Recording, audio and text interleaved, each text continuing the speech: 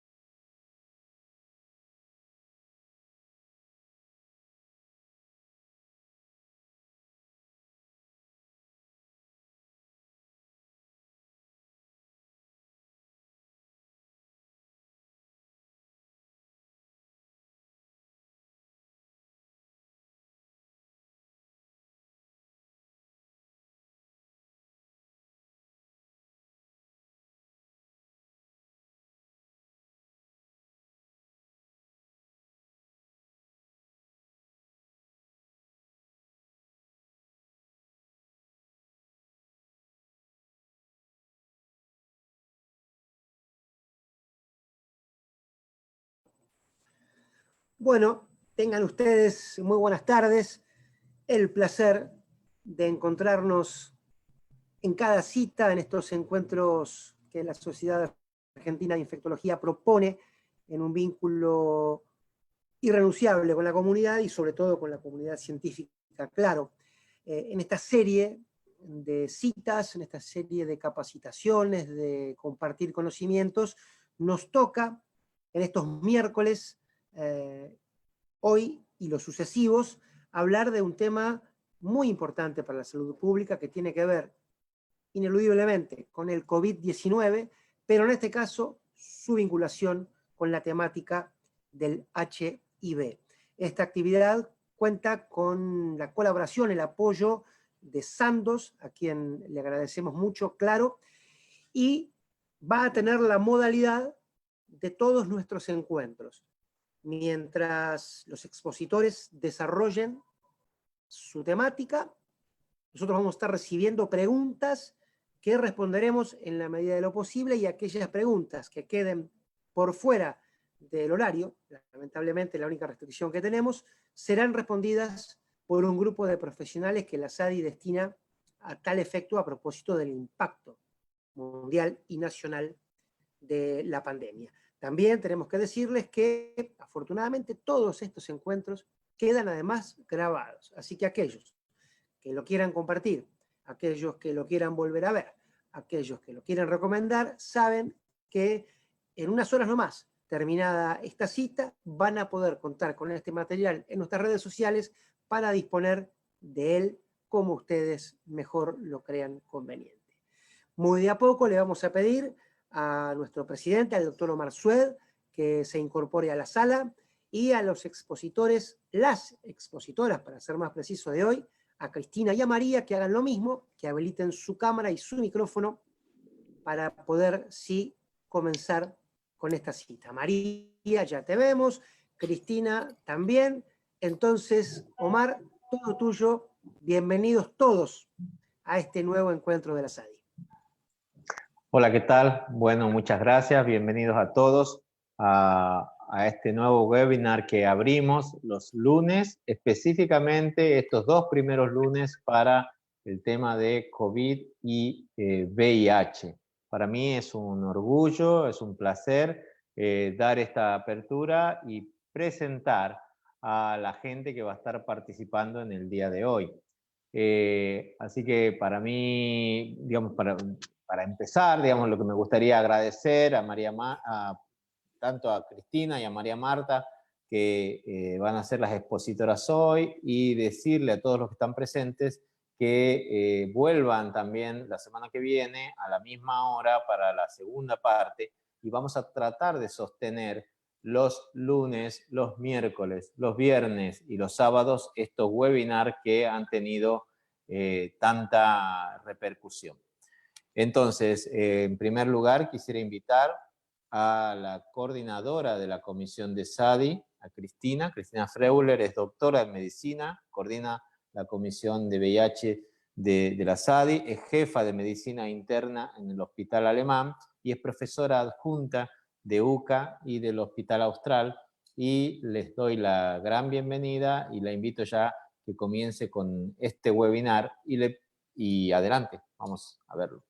Bueno, muchas gracias, Omar. Para mí es un gusto participar en esto. Lo que vamos a tratar de hacer junto con María Marta es presentar un poco todas estas que comentamos cada vez que nos encontramos, dificultades que tenemos o que tienen nuestros en mantener el tratamiento, en acceder a las consultas, es decir, problemas de la práctica diaria.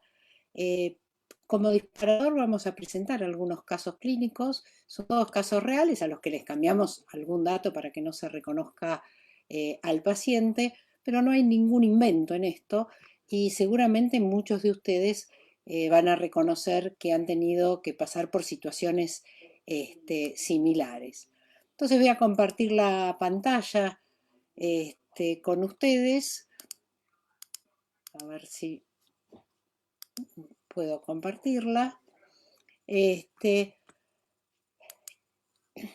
vamos a empezar entonces con un primer caso clínico, que es una paciente mía, femenina, de 34 años de edad, que reside en la provincia de Neuquén, en una ciudad del interior de la provincia, y a la que le diagnosticamos infección por VIH en el 2015, en el contexto de que ella quería quedar embarazada y se hizo un chequeo general. Realiza tareas administrativas en una dependencia de salud estatal con un cargo jerárquico y tiene mucho miedo de compartir el diagnóstico en su ciudad porque dice que ella nota que hay discriminación, que se hacen chistes sobre estas cosas, así que decide ocultar esto y seguir tratándose en la ciudad de Buenos Aires conmigo en la medida que viaja para acá. El laboratorio de inicio fue un laboratorio con una carga viral bastante baja y unos CD4 aceptables. Inició tratamiento con abacavir 3TC más darunavir ritonavir con muy buena tolerancia y excelente adherencia porque obviamente tenía un gran incentivo que era el embarazo. En el contexto de su infección se estudió también al marido que resultó positivo. Ya hacia 2016 ambos estaban indetectables, así que se les dio el ok para buscar un embarazo y en octubre de 2017 nace Lucía, una niña sana y que hoy en día sabemos que no está infectada. El último control que teníamos de esta paciente era del 11 de octubre con carga viral indetectable y unos CD4 que habían mejorado francamente. 20 de marzo se decreta el aislamiento social preventivo obligatorio y el 21 de marzo la paciente me escribe muy preocupada un mail: buenas tardes doctora, estoy muy preocupada por la pandemia, en el trabajo estoy expuesta a mucha gente que entra y sale y que no todas se cuidan, no sé si soy un grupo de riesgo, pero lo que más me preocupa es Lucía en casa, la que puedo, si yo me enfermo, contagiar. ¿Qué me recomienda? ¿Puede hacerme un certificado para no ir al trabajo? ¿Cuál es el riesgo en última instancia?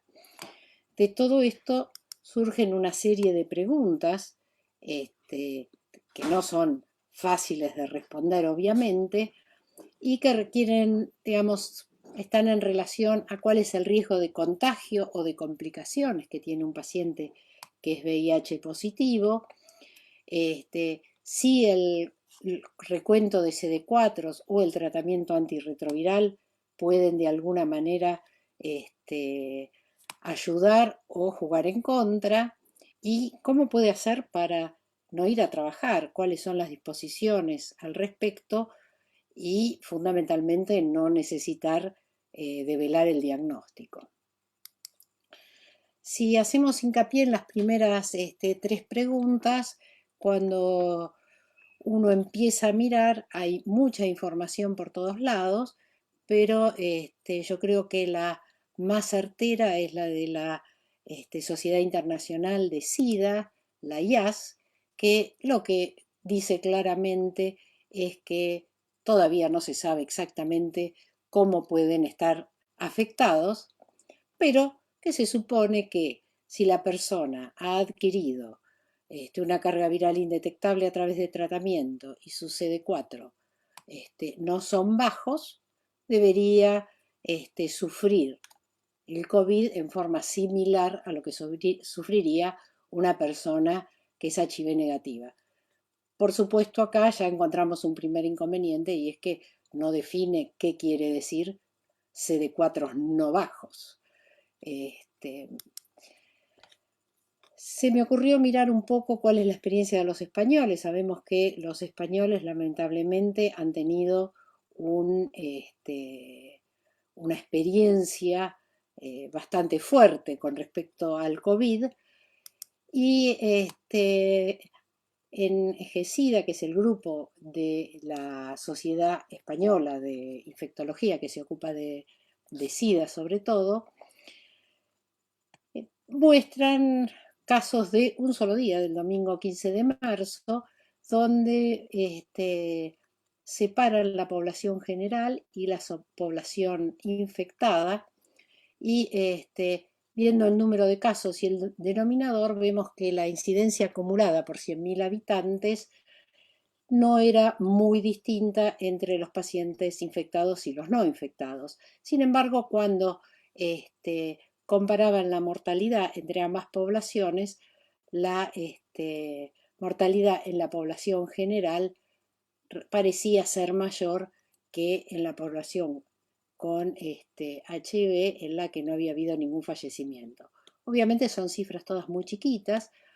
En otro cuadro, en donde ya las cifras aumentan porque es una cifra de infectados acumulados entre el 1 y el 20 de marzo, es decir, el cuadro anterior está incluido en ya las personas en tratamiento eran 58.756 con 56 casos, con lo cual la incidencia era similar o ligeramente superior a la que veíamos anteriormente, pero la tasa de mortalidad seguía siendo muy baja, de 1.7 para 100.000 habitantes. Estas cifras y estos números que yo mostré realmente tienen el sesgo importante de que no tienen estudiado niveles de CD4, etcétera, para saber exactamente de qué estamos hablando. Pero bueno, puede surgir entonces si el tratamiento antirretroviral es un factor protector frente al COVID, y con esto se fantaseó mucho con los temas del, fundamentalmente, el lopinavir-ritonavir, montón de publicaciones hablando sobre la eficacia de esta combinación antirretroviral, que ya se había empezado a utilizar en el en la epidemia de SARS con bastante buen efecto. Después hay publicaciones que desmienten la utilidad del lopinavir-ritonavir, otras que hablan de que su efectividad pasa por un mecanismo de acción distinto que el antiviral, con lo cual si el atazanavir sirve en el caso de que nos quedáramos sin lopinavir o el darunavir, todo está en discusión y realmente hay un montón de estudios en marcha que nos van a poder dar una respuesta, pero esa respuesta todavía no la tenemos. Así que de esta parte es poco lo que se puede decir. Sin embargo, también hay algunos cuadros interesantes. Siempre estoy con los españoles. Los españoles tienen estas casas de acogidas, que son lugares para personas en situación de calle con HIV, y fijándose en este mismo rango de tiempo, de 1 al 25 de marzo, en 32 casas de acogidas, donde había 262 residentes, no tuvieron ninguna hospitalización ni ningún fallecimiento por COVID.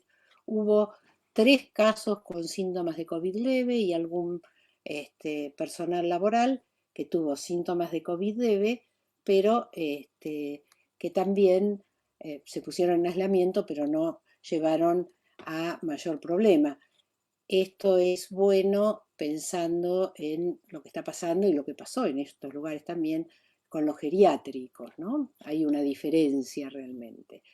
Y el otro cuadro que me pareció interesante compartir es el cuadro donde muestran todas las personas que tienen en profilaxis preexposición. Estos son personas que no tienen infección por HIV, obviamente, pero sí tienen tratamiento. Y en un total de 2.398 personas tampoco tuvieron ningún caso confirmado ni ningún hospitalizado o fallecido. Así que son todos datos que son simplemente a tener en cuenta todavía. Como decía antes, las certezas en esto no lo tenemos. Y por último era el problema de cómo, si había alguna disposición como para evitar que ella pudiera ir a trabajar y cómo poder hacer que esto se notara en su, digamos, cómo hacerlo sin decir su diagnóstico. El Ministerio de Trabajo tiene una resolución en donde dice que no necesita ir a trabajar los mayores de 60 años, las embarazadas y los grupos de riesgo que ellos definan. Y cuando vemos qué es lo que ellos definen como grupos de riesgo, todas las enfermedades respiratorias crónicas, las enfermedades cardíacas y en el punto 3 dicen las inmunodeficiencias. Pero la verdad es que no aclara absolutamente nada más allá de esto.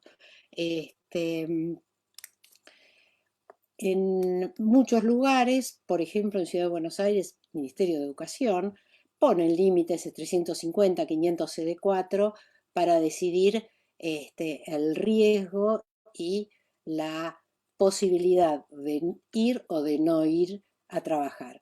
Pero Nación no ha hecho ninguna referencia al nivel de CD4, con lo cual la decisión se hace un poco más difícil. Una de las opciones que a mí se me había ocurrido con esta paciente era la posibilidad de aducir que no tenía con quién dejar a su hija al cuidado de nadie, pero el marido es un diseñador gráfico que trabaja desde su casa y todo el mundo sabe esto, incluso en donde ella trabaja, con lo cual esto también era una excusa que se hacía difícil. Este es un certificado que se usa en muchísimas dependencias y lugares en donde uno realmente no dice cuál es el diagnóstico del paciente, pero se deja entrever demasiado. Resumiendo el caso de esta paciente, bueno, decidió seguir trabajando, cuidando y evitando llevar enfermedades a su casa, pero le dio mayor temor la discriminación, etcétera, si ella revelaba el por qué tenía miedo de ir a trabajar que el ir a trabajar. Pasamos a otro caso clínico, en realidad van a ser 2 muy cortitos, de esto tengo muchos ejemplos, elegí solamente estos 2, que son los pacientes que quedaron varados y que entonces se quedaban sin la medicación que calculaban iba a alcanzarles durante ese viaje. Muchos pacientes, estos no los presento acá, que han quedado varados en el exterior, han tenido que ir buscando en los distintos países, según las leyes que hubiera, la posibilidad de conseguir tratamiento o incluso comprárselos ellos mismos, ¿no? Acá tenemos, por ejemplo, el caso de un paciente de 47 años con un diagnóstico de VIH en noviembre del 2006 y que empezó con tratamiento con tenofovir FTC Favirenz con excelente respuesta, tenía un control hecho en noviembre con muy buenos valores y el 13 de marzo decide viajar a Corrientes para pasar la cuarentena allí con sus padres, ya que él es oriundo de esa zona. El paciente me escribe un mail el 15 de abril, muy preocupado, porque dice que estuvo llamando al hospital, el hospital hace delivery de medicación, pero hasta 50 kilómetros. Y por supuesto no llegaba hasta Corrientes y pedía autorización para que la hermana retirara la medicación y la enviara por correo. Enviar medicación por correo es un problema, cosa que nosotros desde el hospital no podemos hacer, pero un particular, como ser la hermana, perfectamente podía hacerlo. Así que le dimos el ok. El 22 de abril nos escribe que, bueno, la hermana lo había hecho, había mandado la medicación por correo, que tarda 3 a 5 días hábiles, y él ya se estaba quedando sin medicación, por lo cual había tomado la decisión de saltear 2 días, luego volver a tomar, y me preguntaba de tomar media pastilla por día como para realmente hacer que le durara más tiempo lo que tenía. Nos encontramos entonces acá al problema de lo que es la suspensión de tratamiento y sabemos que nunca habría que suspender el tratamiento, pero en caso de hacerlo, sobre todo si es por muchos días, tenemos que mirar la vida media de las drogas que están dentro de ese esquema. Tenemos las distintas vidas medias de las drogas que varían en cuanto a los grupos. Los no nucleosídicos son los que tienen las vidas medias más prolongadas en general y varios de los análogos nucleósidos también. Inhibidores de proteasa y de integrasa tienen vidas medias más cortas. Es así que si nosotros tenemos esquemas donde tenemos un grupo de drogas de vida media corta asociado a uno de vida media larga, como ser, por ejemplo, abacavir 3TC más un inhibidor no nucleosídico, deberíamos suspender el inhibidor no nucleosídico unos días antes para evitar que en el organismo quede una sola droga y pudiera emerger resistencias. En el caso de nuestro paciente, él estaba con tenofovir FTC, que tiene una vida media larga, junto con efavirenz, un no nucleosídico, que también tiene vida media larga, con lo cual lo ideal es suspender todo junto. Hay algunos trabajos incluso que hablan de que la gente que está tomando esta combinación, esta triple combinación, que era la más común hasta hace poco, podían llegar a saltear la toma los sábados si salían para evitar los efectos de mareos, etc. Siempre fue un poco temido dar esta información en forma general porque quien no toma el sábado después deja de tomar el domingo y a lo mejor sale el miércoles al mediodía también. Entonces, digamos, y sabemos que el efavirenz tiene una barrera genética baja, pero en el caso de nuestro paciente podíamos estar tranquilos diciéndole que mucho mejor que tomar por días media pastilla por día, que suspendiera 2 días y después retomara en cuanto la tuviera. En realidad tuvo que suspender un solo día y después enseguida recibió la encomienda. Caso clínico 3, similar, paciente de 30 años que se conoció positivo en septiembre de 2012 y a fines del 2018 entra en un centro de rehabilitación por abuso de drogas. Tenía su último control en mayo del 2019 con un excelente nivel de CD4 y de carga viral. El tema es que ante el aislamiento social obligatorio, es enviado a su domicilio en un pueblo de la provincia de La Pampa y cuando empieza a quedarse sin su medicación, consulta a la única profesional del lugar, que es una médica clínica, que rota su esquema directamente a tenofovir, alafenamida, FTC y Victegravir, explicándole que es mucho más moderno y que además ritonavir con los ansiolíticos y los antipsicóticos es muy peligroso y que él no debería estar tomándolo. Obviamente, al empezar con esta medicación, nos habíamos puesto de acuerdo con el psiquiatra, que cuando hacía algún cambio me avisaba. Algunas drogas tenían por el ritonavir, tenían mayor presencia a nivel plasmática, otras menor, y bueno, él iba dosificando de acuerdo a lo que se iba requiriendo. Entonces nos presentamos acá con realmente un cuadro clínico con varias cosas y varios errores. Primero, que uno nunca debiera cambiar un tratamiento sin saber si el paciente está indetectable. Teníamos un estudio de carga viral de casi un año de antigüedad y un paciente que había sido enviado a su domicilio, donde no sabíamos si había vuelto a empezar con las drogas, cuál era la contención que tenía, si adhería o no adhería al tratamiento. Por otro lado, no nos pareció tampoco demasiado ético de parte de la doctora el hablar tan mal del tratamiento que el paciente venía tomando, pobre. Pero cuando hacemos un cambio de tratamiento, entonces no solamente miraremos la vida media, como yo dije en el caso pasado, sino que también tenemos que ver las interacciones que tienen no solo con las otras drogas, sino la droga que estoy suspendiendo con la droga que va a recibir de acuerdo a la vida media de ambas también. Sabemos que el efavirenz y la nevirapina son inductores del citocromo P450, que es una enzima que acelera, en estos casos, al inducir al citocromo, acelera el metabolismo de las drogas y hace que muchas veces los niveles plasmáticos sean menores. Ritonavir y cobicistat son inhibidores del citocromo 3A4, que es una parte del citocromo P450, que es una gran familia, y entonces tenemos que ver un poco las interacciones. No hay demasiadas cosas claras en este aspecto. Tenemos algunas consideraciones en el consenso de la Sociedad Argentina de Infectología, en el último, y donde, de acuerdo a lo que estamos cambiando, por ejemplo, efavirenz, que tiene una vida media larga, pero que es un inductor del citocromo y hace que el metabolismo de la nevirapina sea más rápido, tendríamos que empezar siempre en la nevirapina a dosis plenas, porque si no estaríamos con dosis demasiado bajas de nevirapina. Y así, no quiero explayarme más, pero con el resto de las medicaciones también.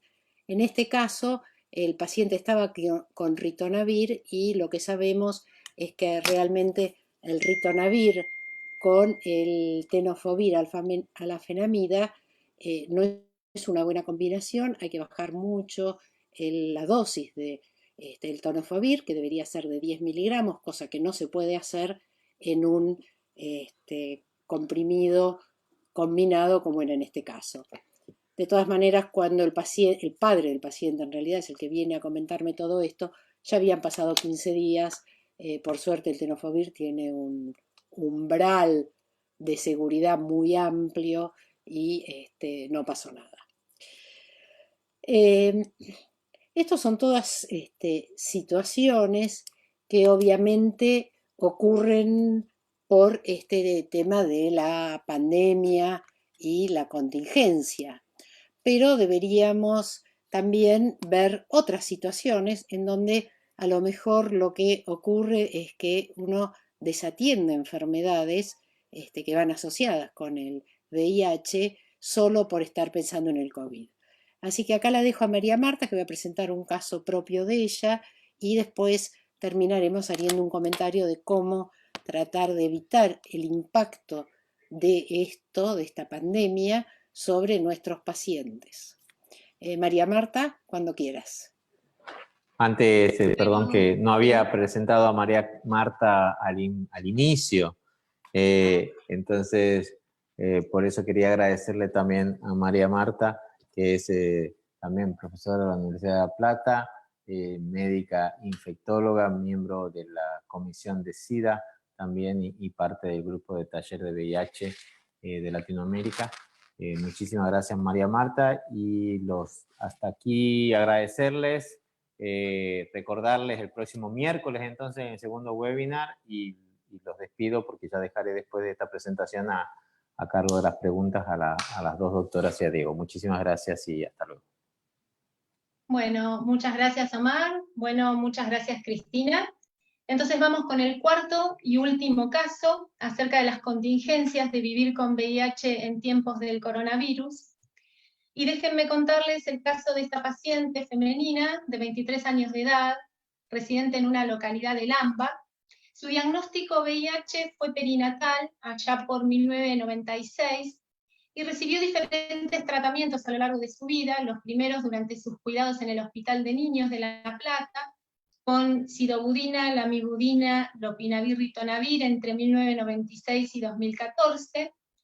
Luego pasa en la adolescencia a los cuidados conmigo y se plantea en el año 2014 un cambio por simplificación a tenofovir, entricitabina, raltegravir, cuando usábamos el raltegravir 400 miligramos cada 12 horas, pero también asociado a la adolescencia comienza a haber algunos problemas, detecto algunos problemas de adherencia, algún olvido de alguna toma, y decido cambiar por esta adherencia irregular a un esquema con tenofovir, entricitabina, darunavir, ritonavir, que comenzó en 2018.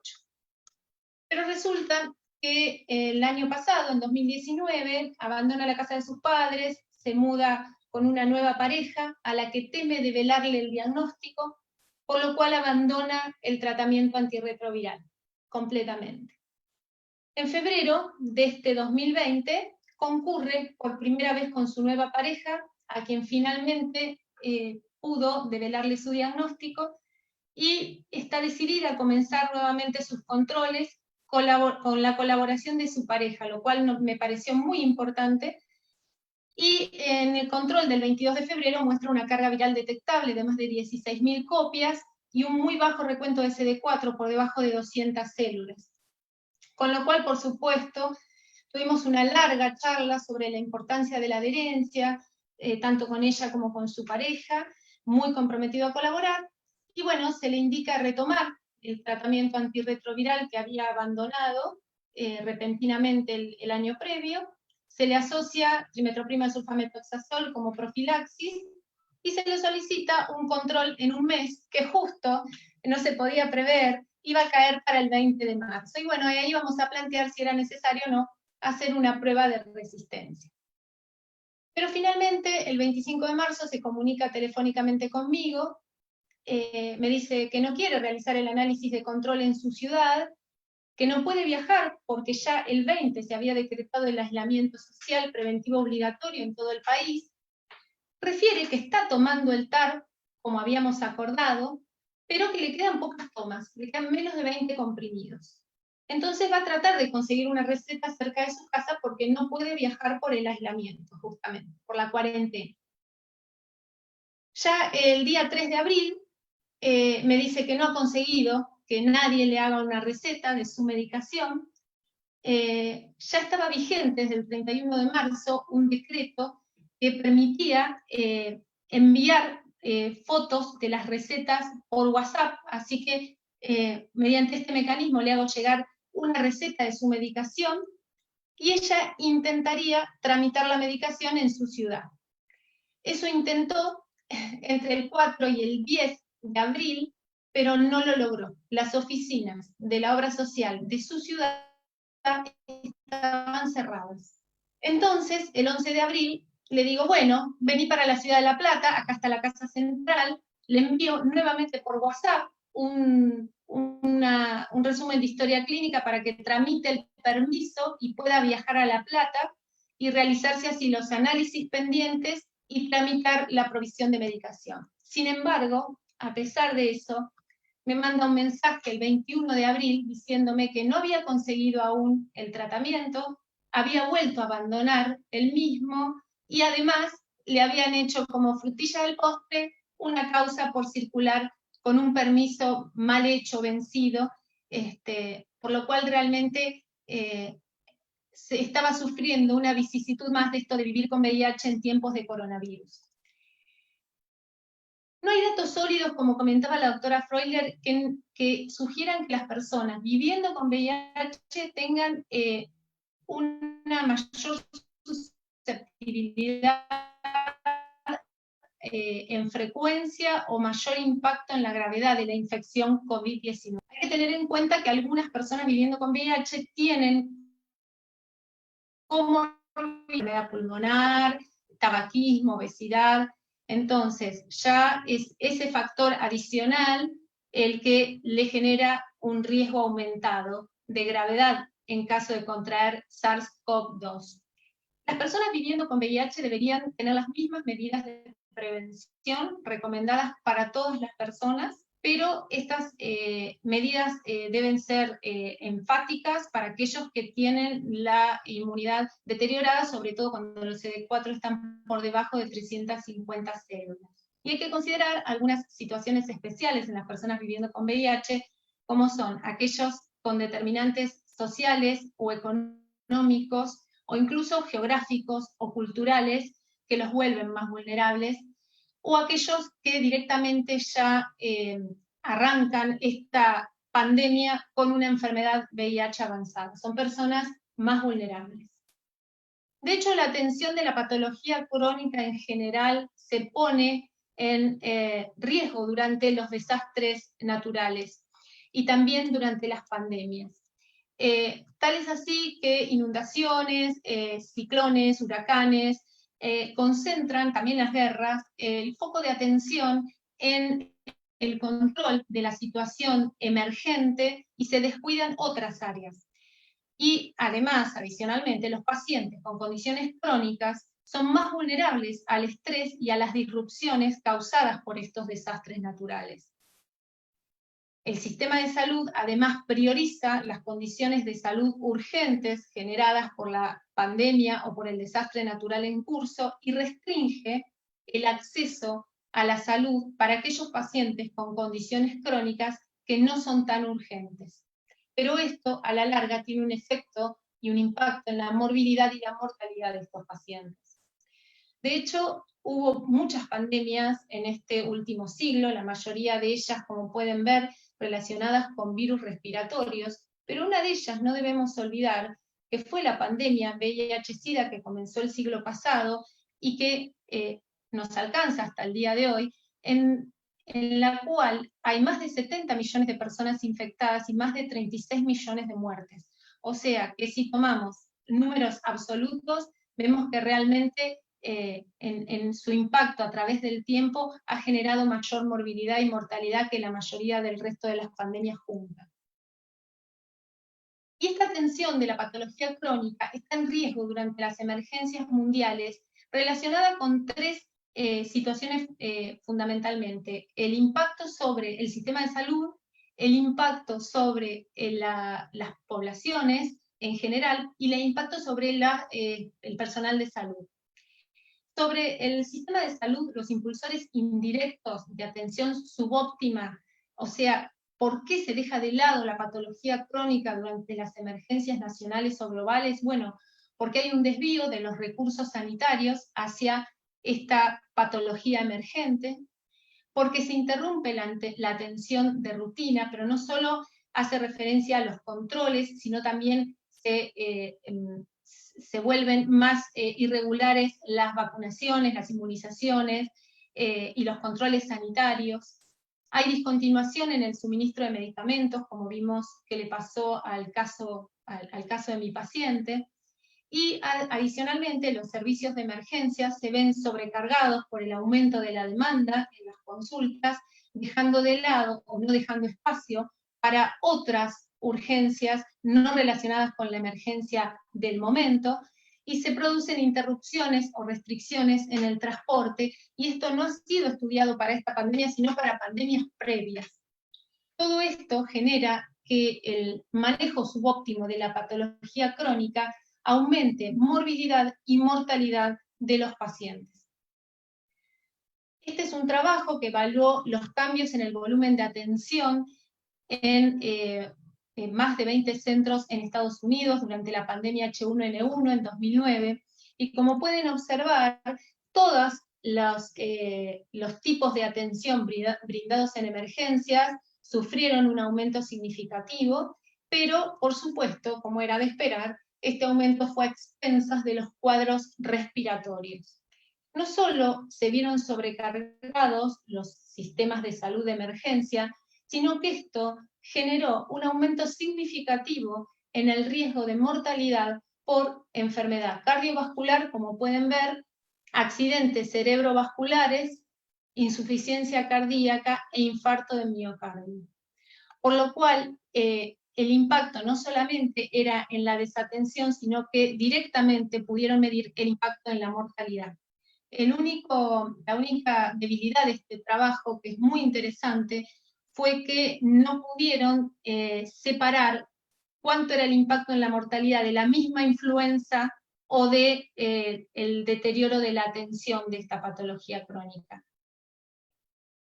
En este trabajo evaluaron los efectos de la respuesta del sistema de salud al brote de ébola 2014-2015 en África Occidental, en 3 países, y el efecto del desvío de la atención en la mortalidad por 3 enfermedades prevalentes: malaria, VIH y tuberculosis. Y como pueden observar, tanto en Guinea como Liberia, Guinea es el gráfico A, Liberia el B y el C Sierra Leona, en todos estos países hubo un aumento de la mortalidad.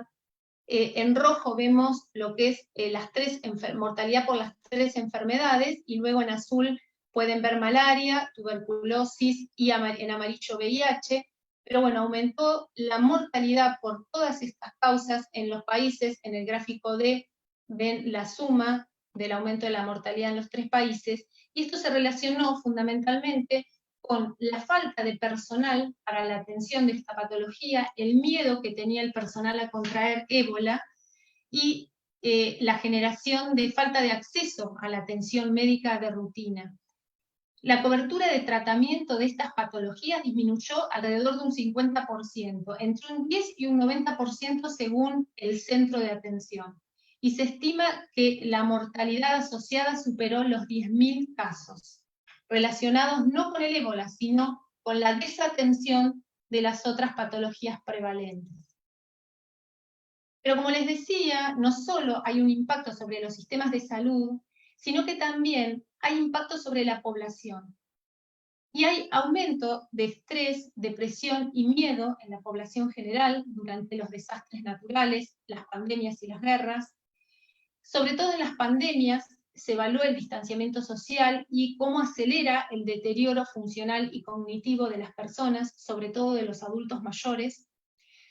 Hay alteraciones en los cambios alimenticios, están descritos cambios en el estilo de vida y en los niveles de actividad física, deterioro de las relaciones laborales y desempleo, que a su vez llevan a estrés y depresión, fenómenos de estigma y de discriminación, y el estrés postraumático, bien descrito luego de la pandemia, fundamentalmente H1N1 y ébola.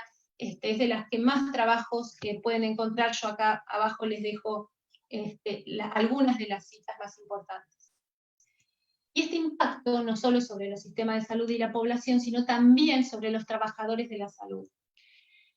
También en estas últimas pandemias se ha descrito temor a infectarse por parte del personal de salud, malestar ante los constantes cambios de información acerca de la pandemia en curso, algo que seguro a todos les suena, a todos los médicos les suena muy conocido.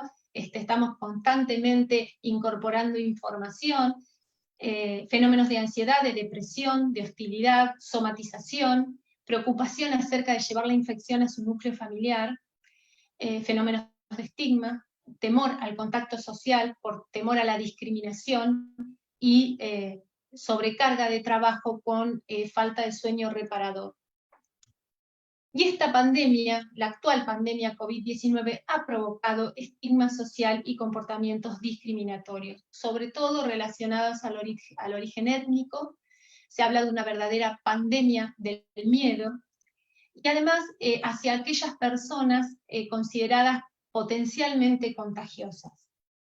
Esto impulsa que muchas personas quieran ocultar signos, síntomas o incluso enfermedad para evitar estas circunstancias de discriminación, retrasa o evita la búsqueda de atención médica por parte de estas personas o incluso los disuade de adoptar comportamientos saludables. Quise ilustrar esta diapositiva, no sé si conocen todos este grabado, es el doctor Pico de Roma, es un grabado del 1600, creo que fue uno de los primeros EPP, uno de los primeros equipos de protección personal. Estos eran los médicos que atendían a los pacientes de la peste negra, y usaban esto que ven aquí, que era como un palo, con un reloj de arena con alas en la punta, con lo cual examinaban los pacientes sin tocarlos, pero además lo utilizaban para castigar a los pacientes, ya que consideraban que si habían sido afectados por la peste negra, probablemente era porque habían hecho algo que los había hecho merecedores. Entonces habla un poco de estos comportamientos discriminatorios. Bueno, y aquí les puse este cuadro, El triunfo de la muerte, que está expuesto en el Museo del Prado en Madrid. Entonces, probablemente, luego de este primer pico de morbilidad y mortalidad asociado directamente a COVID-19, veamos en los tiempos que vienen, en los tiempos sucesivos, el impacto de la morbilidad y mortalidad relacionada con aquellas situaciones de urgencia que involuntariamente descuidamos, y probablemente más tardíamente podamos ver algún pico asociada con la mortalidad y la morbilidad relacionadas con esas enfermedades crónicas que tuvieron que ser relegadas. Y por supuesto, sin dejar de lado el efecto postraumático sobre la población y sobre el personal de salud. Este es el daño colateral que probablemente nos deje en mayor o menor magnitud esta pandemia. ¿Cuáles son las estrategias de mitigación que podemos tener para evitar este impacto? Bueno, se han descrito diferentes estrategias separadas en fases de planificación, fases de mitigación, pero fundamentalmente tiene relación con asociaciones comunitarias que puedan ayudar y de alguna manera llenar esos baches que deja la atención médica que está destinada a la situación emergente. Desarrollar material educativo para las personas, impresos, material en línea, acceso a líneas telefónicas de apoyo, mejorar la identificación y el seguimiento de los pacientes crónicos, evaluar sus necesidades, cuáles pueden estar no satisfechas, y algo muy importante, tener planes para asegurar la continuidad de la medicación crónica, idealmente a 30, 60, 90 días, asegurando además el transporte de los pacientes, y si esto no fuera posible, tratar de llevar la salud hacia donde el paciente está y la necesita. ¿Qué hicimos en Argentina para mitigar esta situación? Bueno, los distintos actores involucrados generaron resoluciones tratando de mitigar el impacto de la pandemia. La resolución 696 del Ministerio de Salud de la Nación habla de la realización de recetas en formato digital, le permite al médico durante la duración del aislamiento social preventivo obligatorio la realización de recetas que puede enviar por WhatsApp, por mail o por fax a los pacientes. Tiene algunos detalles de reglamentación que pueden consultar en la resolución, pero básicamente dice que se puede confeccionar la receta, que debe llevar una leyenda que dice receta de emergencia COVID-19, y que debería el médico llevar un registro de estas recetas que envía en formato digital, pero que estas deben ser aceptadas para la tramitación de medicación de los pacientes. El decreto 280 y 281 son decretos complementarios, habla de cómo las obras sociales y prepagas deben asegurar la provisión de medicación para todas las enfermedades crónicas, y cómo deben implementar plataformas de teleasistencia para mitigar el hecho de que los pacientes no puedan movilizarse en muchas ocasiones hasta los sitios para el trámite de provisión. Y por último, la resolución, entre muchas otras resoluciones, seleccioné algunas que me parecieron importantes para el caso específico de VIH, la resolución 48, que esto es del Ministerio del Interior, propuso la creación de un certificado único habilitante para circulación en la emergencia COVID-19, al cual podemos colaborar para su confección con nuestros pacientes para que facilitarles el trayecto desde su domicilio hacia los servicios de salud o hacia las farmacias. Debemos recordar adicionalmente a nuestros pacientes poner énfasis en las medidas de prevención generales conocidas, lavado de manos, distanciamiento social, medidas de higiene respiratoria, colaborar para que mantengan una provisión adecuada de tratamiento antirretroviral, asegurar la vacunación antigripal y neumocóxica al día, considerar posponer cualquier cambio de tratamiento que no sea imperioso, o sea, aquellos cambios que puedan ser por simplificación, tratar de posponerlos, ya que el monitoreo y el control que se requiere luego de un cambio de medicación realmente se ponen difíciles en este momento, y considerar las consultas y los controles a través de telemedicina para aquellos casos no urgentes o donde el examen físico no sea indispensable. De hecho, la telemedicina es el uso de la tecnología y de las telecomunicaciones para brindar atención médica y ha demostrado ser efectiva complementando el estándar de cuidado, sobre todo en aquellos pacientes crónicos que están estables clínicamente. Mejora el acceso al especialista, hay un trabajo, yo acá les dejo las citas, muy interesante, en donde en una población privada de la libertad, que tenía cuidados frecuentes por un médico no especialista, cambiaron hacia telemedicina y el acceso a distancia a un especialista. En realidad era un grupo de trabajo multidisciplinario especializados en atención de VIH, y eso mejoró ese acceso a la especialidad, mejoró la carga viral y mejoró el recuento de CD4 en estos pacientes.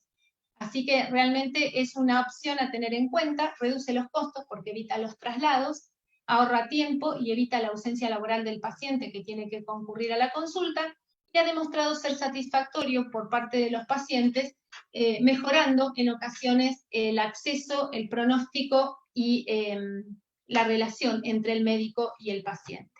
Para terminar, como conclusiones, podemos decir que las pandemias pueden causar morbilidad y mortalidad por sí mismas, en forma repentina y generalizada, y además pueden generar trastornos sociales, políticos y económicos.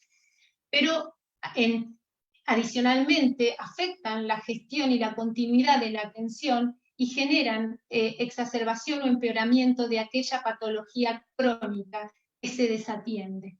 Las personas viviendo con VIH no serían personas que tengan un riesgo aumentado de infección o de enfermedad grave, pero sí están en riesgo de que las desatendamos. Por eso es este llamado a la atención general de mis colegas para estar atentos.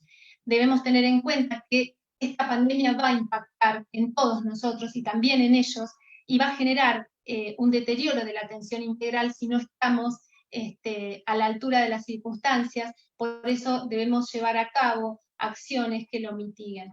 Bueno, espero no haberlos cansado, muchas gracias, eso es todo. Gracias, María, muchísimas gracias, muy clara, y al igual que vos también, Cristina, gracias por ambos testimonios. Tenemos unos 10 minutos de preguntas, así que sin más demora, vamos a empezar por las que nos llegaron vía mail. Tenemos que decirles a todos, como comentábamos en un principio, que aquellas que no lleguemos a responder van a ser respondidas por el equipo que la SADI tiene destinado a tal efecto.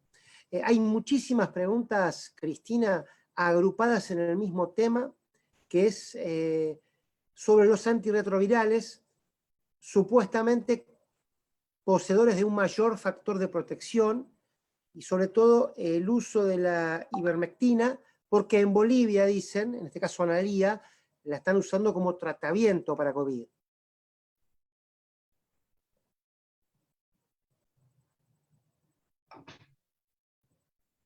Cristina. El micrófono. Ahorita el micrófono, por favor. No te escuchamos todavía. Ahora Perdón, sí. me olvidé de No, habilitarlo. está muy Lo bien, tenía en dale. silencio para que no interferir en la presentación de María Marta. Hay muchas drogas que se están utilizando ahora para COVID. Yo me referí fundamentalmente a los antirretrovirales para hacerlo acorde a esta charla. La ivermectina, el remdesivir, que pareciera ser el que quizá tenga un poquitito más de sustento en este momento, el lopinavir, ritonavir, que aunque hay idas y vueltas, nadie puede todavía decir si sirve o no sirve. La hidroxicloroquina, que tuvo un gran auge en un momento, las dosis eran altas y después lo que se vio era que también tenía los efectos colaterales propios que ya conocemos de la cloroquina y que no inhabilitaría su uso si sabemos que es efectiva, porque pondríamos monitoreo cardiológico, etcétera, etcétera, y la usaríamos, pero todavía no estamos muy seguros de esto. La ivermectina en ese aspecto me parece que quizás tenemos un poco más de tranquilidad, ya que es una droga muy segura, con unos efectos adversos mínimos, pero tampoco sabemos si sirve. Hay varios hospitales, digamos, a nivel nacional se está haciendo, pero después hay muchos hospitales, digamos, privados que los están haciendo, el Hospital Alemán Inclusivo, lo de infundir plasma de convaleciente. Esto es una terapéutica que se sabe muy útil en fiebre hemorrágica argentina, acá la desarrolló en su momento el Instituto Maesteri, y que se está pensando que podría ser útil en estos pacientes también.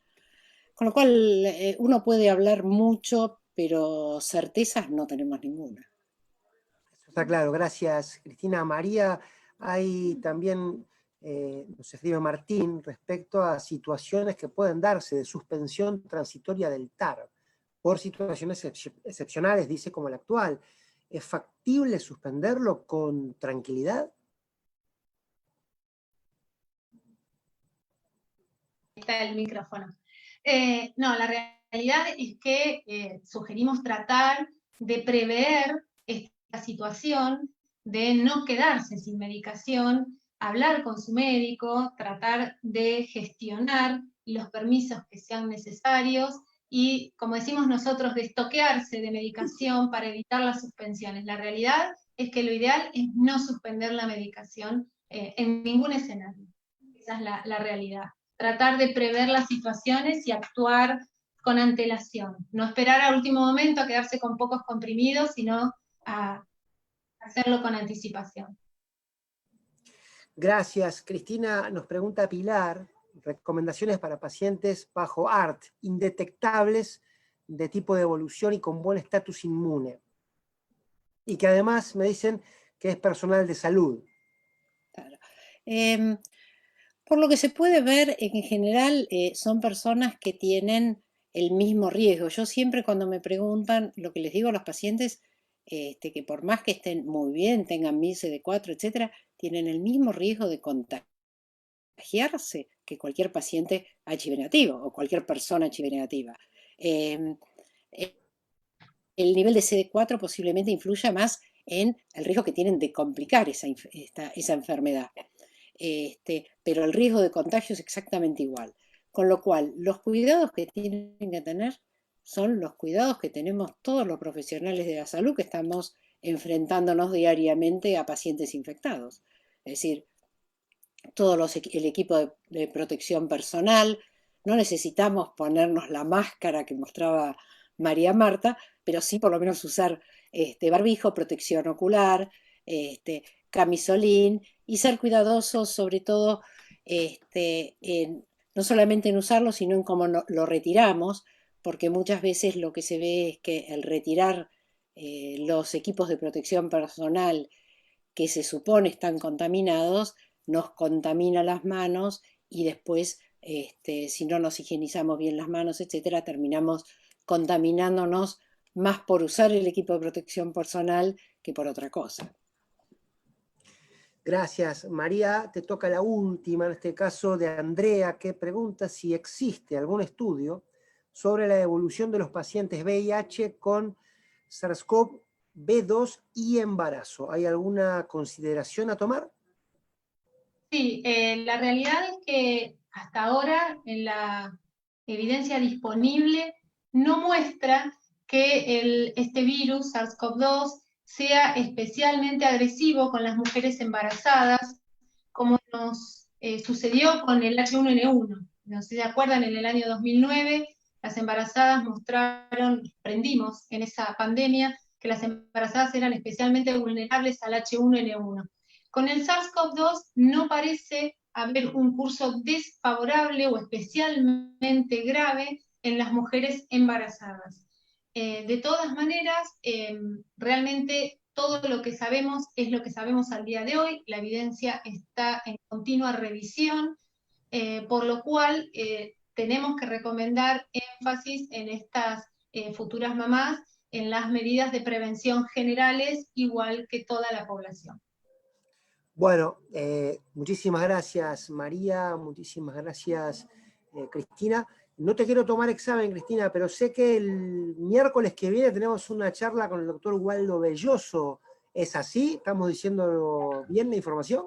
Están diciendo bien la información y él va a hablar sobre la parte de todo lo que es investigación y la evidencia científica en momentos de pandemia, etcétera, e incluso va a hacer referencia un poquito más profunda a lo que es el tratamiento antirretroviral contra el COVID. Muy bien. No te había dicho que te iba a preguntar, por eso te pedí las disculpas de antemano. Pero María, sabía. Cristina, como le decimos a nuestros expositores en este tipo de encuentros, les agradecemos un montón porque ustedes, mientras dan la charla, lógicamente no siguen nuestras redes sociales, pero si supieran el grado de necesidad de las consultas, bueno, se sentirían muy honradas del papel que les cabe, porque el servicio que ustedes están dando a partir de su generosidad es muy grande para un montón de gente que indudablemente necesita este tipo de datos y de certezas dentro de algo que ustedes han explicado muy bien. Todavía no se sabe muy bien qué es, así que en nombre de todos ellos me tomo el atrevimiento de agradecerles. No, muchas gracias a ustedes. Siempre es bueno saberse útil.